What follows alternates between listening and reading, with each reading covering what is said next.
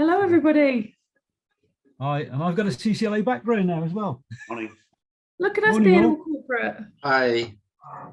I think that's on from a previous one. Hi, Jonathan. God, we've got quite a few people joining. Excellent. So who knows us? Not me, I'm afraid. I'm here to find out. Okay, shall I give a bit of background to CCLA, and maybe Kelly can chat about, well, we'll do it together, but I'll do an introductory piece about CCLA. First thing to say is I'm absolutely delighted to continue to support NALC. We've been doing it for some time now. Hopefully we can get back to some face-to-face stuff soon, he says with his fingers massively crossed, but it's great to engage in any way, shape or form at the moment, isn't it? Although saying that, I was actually in Dorchester yesterday at a Society of Local Council Clerks Dorset branch meeting, and I think we had 35 people there and about a dozen online as well. So it was really great to be out and about. So maybe we can do a bit more of that in the not too distant future. So a little bit about us, if I may. So for those of you that don't know us at all, the acronym is Churches, Charities and Local Authorities. We are a fund manager that only operates within that space. We manage around about £14 billion worth of cash and investments on behalf of something like 35,000 clients. And we are the largest fund manager for the charity sector by two definitions: numbers of clients and funds under management. So the Charity Finance annual fund management survey 2021 confirmed that about 3 months ago. So we're up there in terms of size for the charity sector. But as I said, we also do lots in the local authority world as well. We're quite an unusual beast, and I mean that in the best way, that we are owned by our clients. So not in the old traditional building society sense, but on the basis that we are owned by three entities that represent those three sectors. So something called the Central Board of Finance Church of England Investment Fund is a shareholder.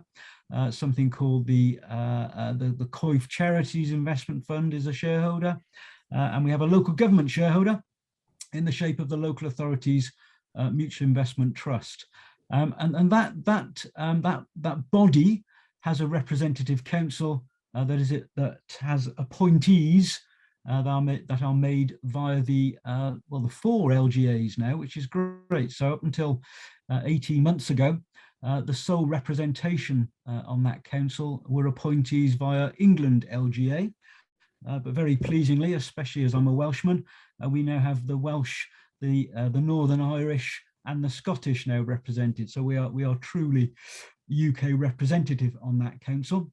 And the other bit of good news, I guess I can share this, Jonathan, that we've been having some conversations with NALC, and we're really pleased to say that there's going to be NALC involvement on that council from an observer point of view. So we've learned very, very recently that your new chairman is going to be an observer on the LAMIT board. So that's really great news from our point of view, and what it provides is a huge oversight, governance and oversight model that is not replicated anywhere else. So quite an unusual beast. As we've been around since 1958, and we now manage to save £14 billion. If I turn the clock back maybe a decade, our local authority business was utterly insignificant, for want of a better phrase, but now it's 20% of what we do. So around about £3 billion of local authority cash and investments is managed by ourselves. So and that's about 750, I think, Kelly. Yep. Clients. Yeah. So 750 clients. Anything from a small parish council right up to a large unitary authority, and all manner of other types of organisations from the sector. I've just won a really interesting one called the Conservators of the River Cam. Yep. They raise a precept to look after the River Cam. So it's a diverse, very diverse sector that we operate. Yeah. You're so right. that's in a nutshell there. Over to you, Kelly. Very weird and one. I was just going to add, we have got some very, very unique organisations. So another one recently joined was it's called the Kilometer Array Observatory project. So for anyone that's aware of an organisation at Jodrell Bank, it's actually an international governmental organisation that's headquartered in the UK that's investing with CCLA as well. So right across the breadth of the public sector, it's quite incredible the sorts of organisations that we work with. You know, love it. Sorry, Mark. And of course, NELC is a client. So what more can Absolutely. we say? And lots of parish and town councils. So we manage a range of funds. Kelly, do you want to pick up on the cash fund first? Yeah. You go ahead. Okay, so the first fund that came to the sector about a decade ago was the Public Sector Deposit Fund. So cast your minds back, if you might, 13 years ago when the Icelandic banking crisis hit. And as a result of that, the Local Government Association took it upon itself to seek to repatriate that cash, which it eventually did, although I think very recently, I think even in the last 6 months, I heard of an authority getting their final payment. So it's taken an awful long time to get that money back. So I think ultimately, somewhere in the region of 98p in the pound did come back, but as I've already expressed, it took some time. But as a result of that, we were approached through the auspices of that LAMIT body that I've just described and the LGA to put together this fund. And one of the other reasons that we were approached is the then finance director of the LGA happened to be a church treasurer who was a client of CCLA. And his take on it was we were managing a cash fund for his local church, and he asked quite simply, is this something that could be done for the local authority sector? So we worked with the LGA and we launched what became, and Kelly, I just see, has taken over the technology and put up a slide there. We launched the Public Sector Deposit Fund in May 2011. It's a fund that's low on risk, easy on access, and gives a little bit of return. So that's the challenging bit. I'll talk about that in a moment. But the way we manage this fund is all about ensuring a very low risk profile. It's AAA rated. We achieve that by placing cash and only cash with around about 30 to 35 well-rated banks, counterparties, a few building societies as well, and getting a high level of diversification in order to achieve that AAA rating and that very, very low risk profile. I think if anything happened as a result of Iceland, it was about the fact that you should be looking primarily, when it comes to day-to-day cash flow, primarily be looking at very, very low risk. So that's what this became. Launched in 2011, now has over 600 clients and is currently at a record high of just over £1.7 billion of cash. Again, across a range of clients, entry levels £25,000. So it will include the smallest entry level right up to, I think the Manchester Combined Authority gave us 65 million quid the other day, and they're now sitting at about 150 million. So that's the sort of the breadth of the size of organisations that place their cash with us. So AAA rated, number one priority. Number two priority, liquidity. So get your money back whenever you ask for it. By definition, you tell us by 11:30, and the money is back in your bank account by 3 o'clock in the afternoon. So highly liquid fund. The last challenge, of course, is interest rates. So as we know, we are living in ongoing, unprecedented low interest rate environment. Although, I think it's fair to say that the speculation or the market is definitely pricing in an uplift in base rate. I think there was some surprise it didn't happen in November, so we may get an early Christmas present, if you can call it that, of a base rate rise when the MPC meets next week.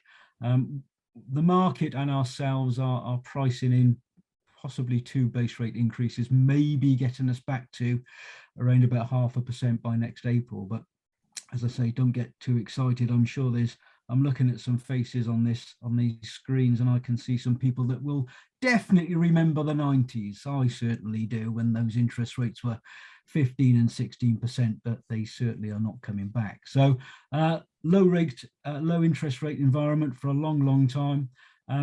We pay a rate that's reflective of that, after, of course, we've deducted a fee. Sadly, we don't do it for nothing, guys, but after we've deducted our fee, we're currently just at about, I think last night it was 0.043.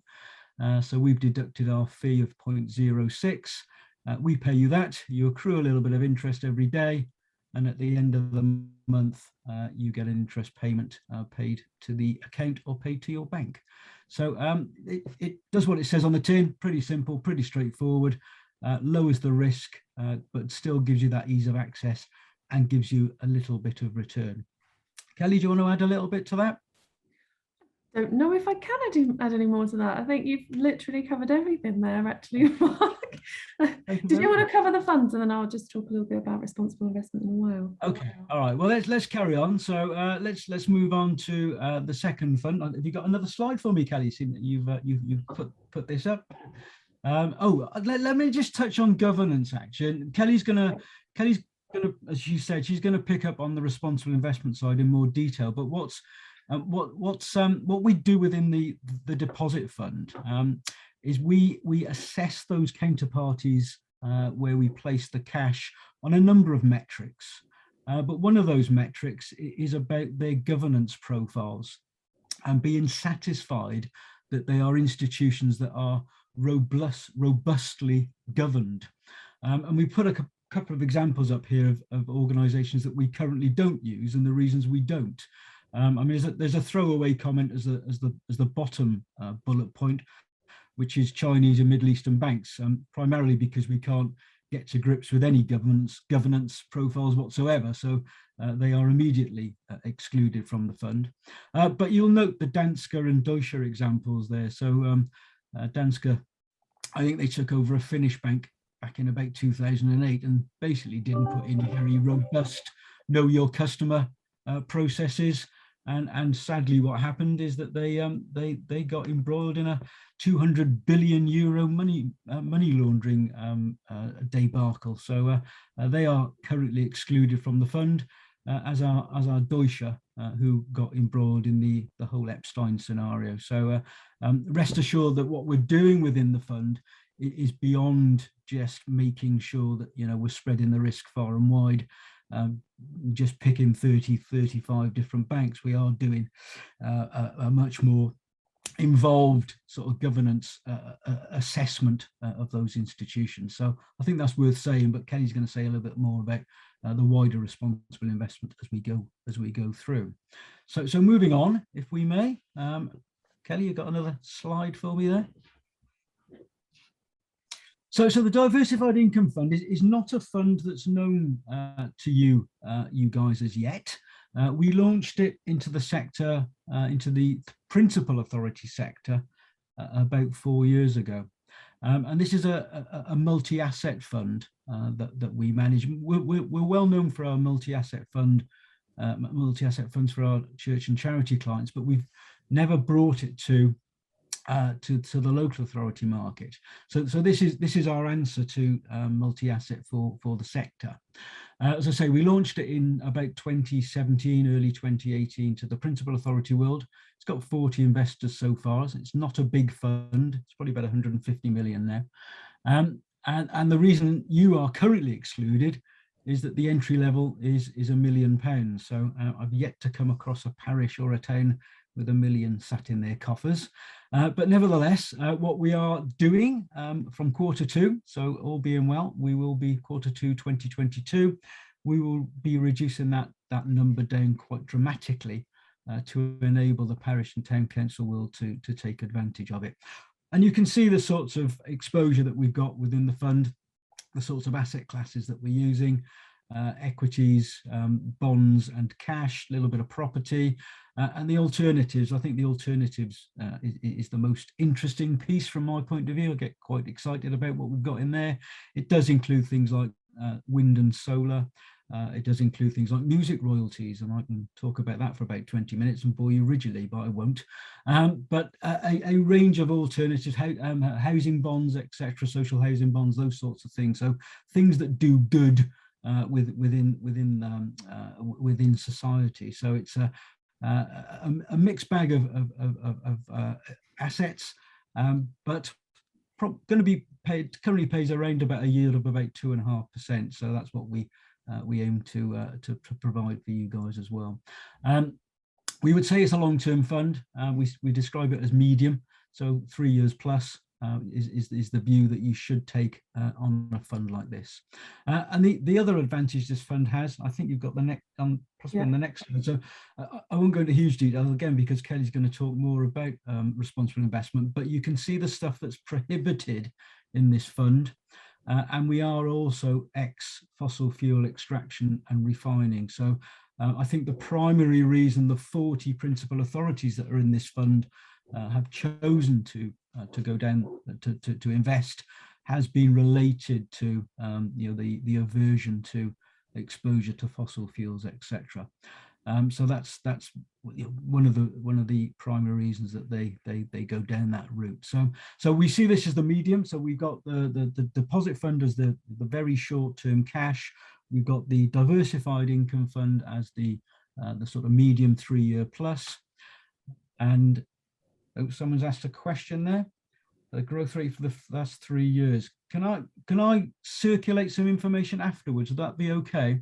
We can send a fact sheet on performance for the last few years. You can get a feel for what it's been doing. We'll do that through NELC if we may. So I think there's another slide. Is there on this one, or do I move on to the on this fund? one? So we go on to the last fund. Yeah. Okay. So the last fund that we make available to the sector is something called the Local Authorities Property Fund. This is a fund that we've had in our stable of products for a long time. It predates local government reorganisation way back in the 70s. I won't go into the historical sort of background to it, but suffice to say, we relaunched it to the sector in around about 2013 when we realised that interest rates were not going to come back to any decent kind of level. And we revived a fund that was probably only about £80 million at the time. It's now 1.3 billion. It's actually got 255 local authority investors. Again, anything from a small parish, entry level 25,000. I think our largest principal authority investors got close to 100 million quid in this fund. So again, wide range of organisations that make use of this fund. It's property, it's commercial property. We own around about 78 commercial properties. We've got over 220 tenants that are paying their commercial rent. That rent is your income. You're looking for the asset class, you're looking at around about a 4% yield, but a long-term fund. So I mentioned that the cash fund is very short-term. The diversified income fund is 3 years plus.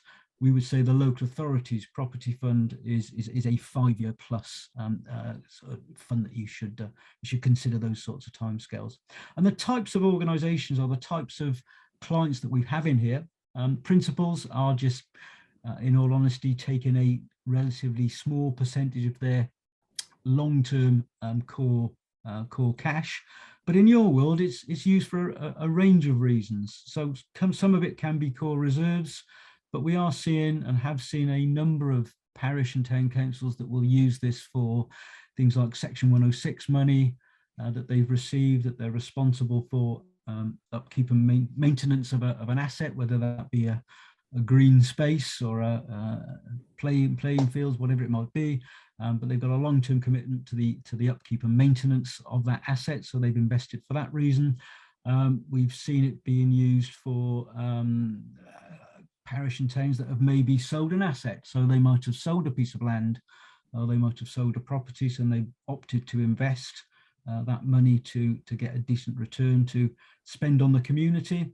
And on the very rare occasion, we've seen a dowry being provided to the local parish, and they've decided to invest that money on the long term again for the benefit of the community.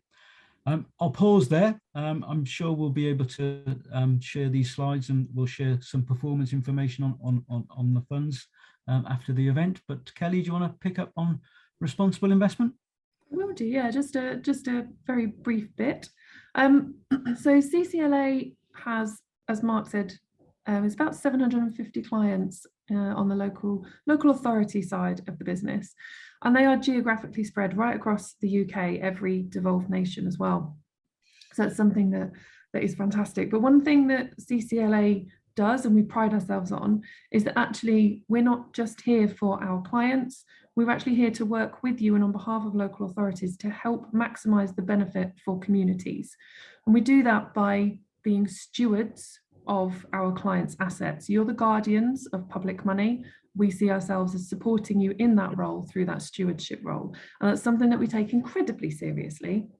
Responsible investment is at the heart of everything that CCLA does. It underpins every decision. It's part of every conversation that happens internally.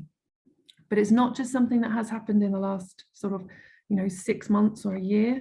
Actually, it goes right back to our roots, back to sort of 1958 and the origins of CCLA. And a lot of that comes from who our clients are. Our client base, and as you are all incredibly aware, local authorities have been involved with the communities, looking at community benefit, looking at actually how can we make society the best it can possibly be. And that's something that public sector generally strives to do.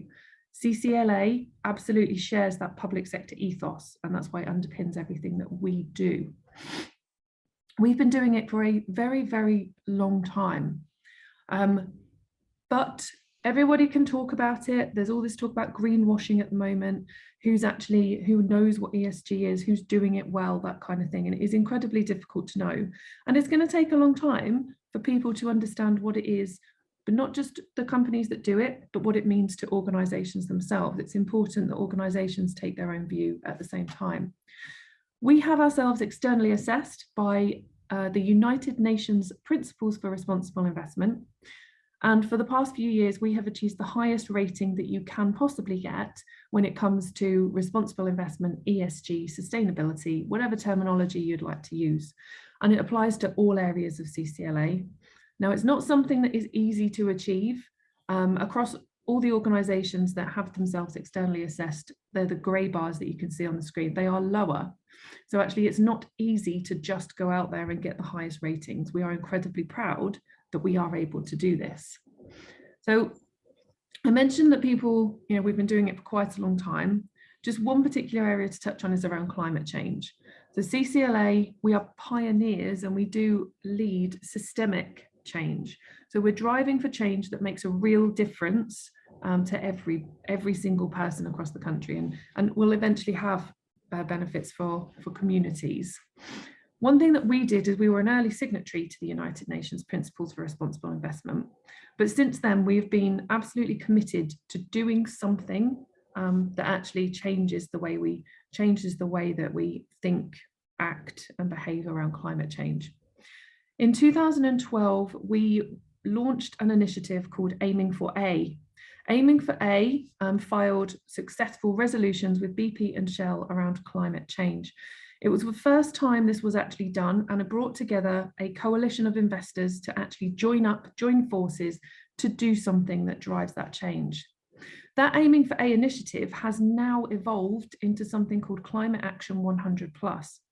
Climate Action 100+ is the biggest global organisation that brings together investors, the investment community, and actually wider community to make sure that we can lobby, that we can drive change in the most important areas.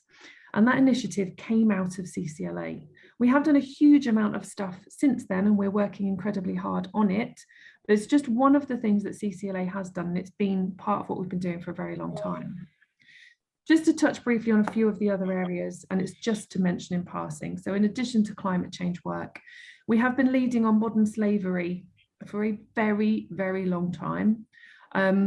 And one thing that we do around there is we look at data and academia. We then take a look at actually how can we drive policy change? How can we actually look at doing something positive that has impact on real world impact on people's lives. A lot of this is encouraging organizations to look through their own supply chains to find modern slavery, find it, fix it, and then look to prevent it in the future. So it's just another one of our initiatives. We're working with organizations on developing a mental health corporate benchmark so that organizations can be assessed on how seriously they are taking mental health in their own workplaces for their employees, for the benefit of not just the organizations, but those organizations and the customers that they ultimately supply. I'm going to sort of wrap up there in terms of responsible investment, but it is something that we take incredibly seriously. What I thought for the last couple of minutes, unless we start getting any questions coming through, is I'll just mention who I am, my background, and then Mark, maybe you want to touch on that. So I've been with CCLA for about 2.5 years now. My background is predominantly local government. So my role before joining CCLA was as a Section 151 officer, for any of you that are hopefully familiar with that term. So a finance director, chief financial officer, general dog's body, whatever we want to call them, in local government. And so I've had roles in both public and private sector, but that's where my background has come from. So I've worked very closely with town and parish councils in a couple of the rural areas that I've worked in. So I've worked in districts, counties, and a unitary. So all sorts of different organisations, but I have worked incredibly closely with town and parish councils over the years. And I think it's incredible what you guys do. I don't know how you do it. It's not something I could do myself, but yeah, it's fantastic to see you all here. I've just put an answer up to that question about performance. If you go to the exhibition area on the site and click on the CCLA conference stand, you can see some documents there, including our sustainability report, etc., but also the fact sheet for the Diversified Income Fund. So you can get performance off there. My background is nowhere near as illustrious as Kelly's. I joined CCLA in 2008, having done 20 odd years with Unity Trust Bank, which I guess a lot of you will probably know because they're fairly active in the parish and town council sector. So I was the head of Charities when I left, but I got tapped on the shoulder and I joined CCLA. Probably my timing was probably really bad, actually. It was just as everything was going pear-shaped. But it's been 13 years now, and I've worked with the local authority since we launched the deposit fund in 2011. So I think back then I had lots more hair and it wasn't grey, but I'm not sure if that's what the sector's done to me. But it's been a journey, shall we say? It's been rock and roll all the way. You say that, Mark. If you look at pictures, you haven't changed that much in 10 years. Okay, not too kind. So, any questions at all?